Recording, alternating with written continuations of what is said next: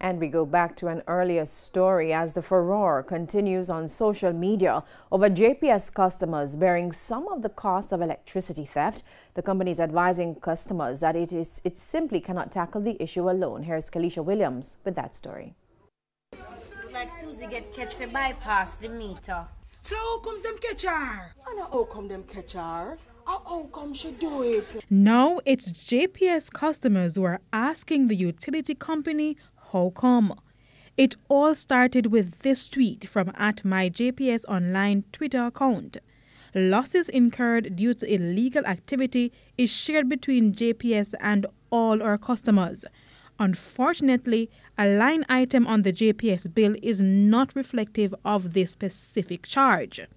Social media went into a frenzy, with some users blasting the utility company for giving persons, especially those in inner-city communities, a gate pass to steal electricity.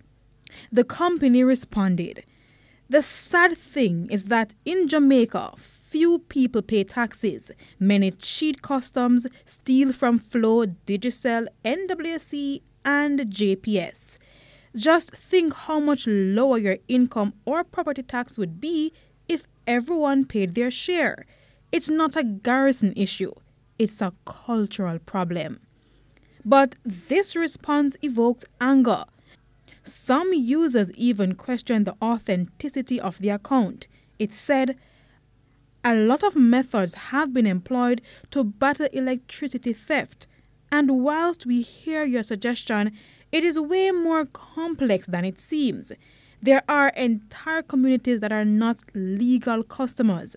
Do we go in and remove all their connections and destabilize homes?" Speaking on Power 106's Morning Agenda today, Director of Corporate Communications and Customer Experience at the JPS, Winsome Callum, confirmed that some of the company's losses are passed on to customers. Well, right now, the customers actually pay for about approximately 20% of the theft or overall losses, as we call it. You have technical losses and non-technical losses, and the customers actually pay for about 20% of that. The total amount of losses that we're looking at now is about 27%. So JPS absorbs about 6 to 7%, and the customers, the other 20% is spread across.